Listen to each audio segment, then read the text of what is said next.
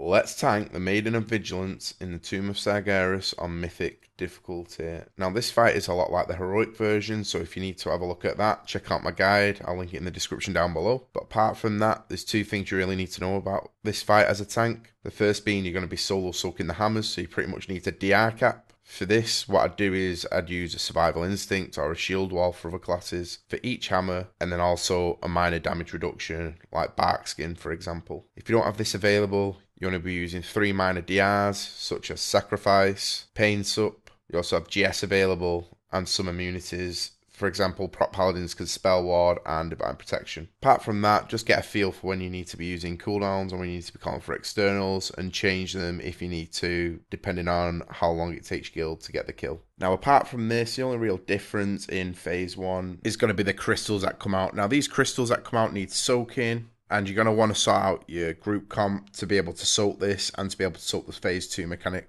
So what we did is we set markers down so you had your yellow side and your green side like you do on Heroic. And then behind that we also had a range stack on each side, which was the opposite colour. So say you had green melee side, you'd also have yellow on the same side but at ranged. And this would make it so that you could cover both sides very easily, and all you need to call out was where these crystals were spawning and if they were in melee or at ranged and what colour they are. Now, apart from this, there's only a few other things you really need to be wary of, which pretty much happen on Heroic. And this is the bombs exploding. You should have an add-on like DBM or something, which does a countdown above your head. As you'll see in the video that I have, it counts down from 3, 2, and 1. And you want to start walking into the pit at 2, and this will make sure you get punted out. You also need to make sure you have your back in a good direction, so you're not going to get punted to the wrong side. As on Mythic, any bombs that explode up top will pretty much one-shot everyone in the raid, and it'll just be a wipe. So make sure everyone's doing this mechanic no matter what. And the other thing is on the hammers hitting down, they're going to spawn the opposite colour on players who are marked the opposite, so make sure you're not in the swirls. The hitbox seems to be larger than the actual graphics, so just be aware of that, and just move a bit of extra distance for this mechanic.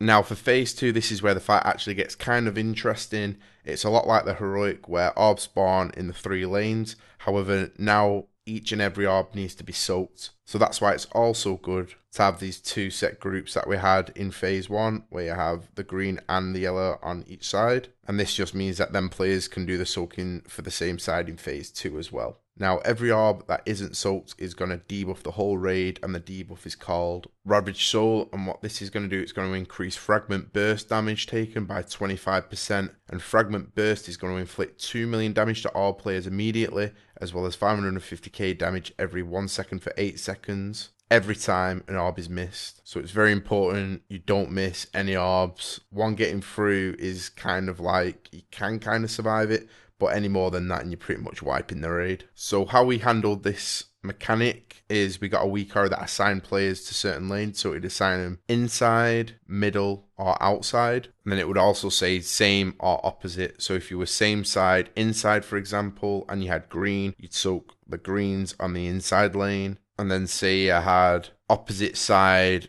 outside, you'd soak the outside lane, and you'd be on the green side soaking the yellow, for example. It is a little bit confusing, but it's kind of simple at the same time. You just have to play around with the add-on and make it click in your head.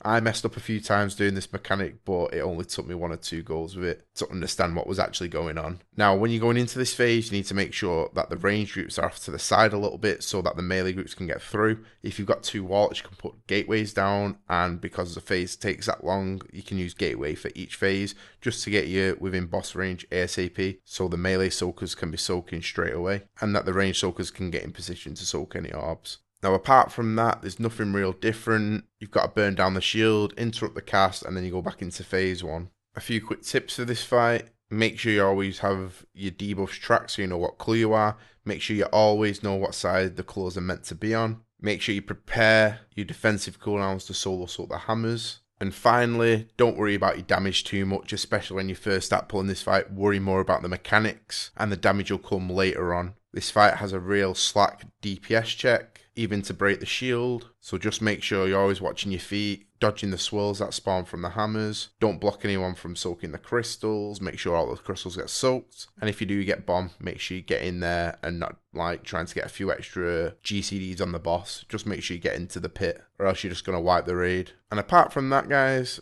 Thanks for watching my video. Please like, comment and subscribe for more tanking guides.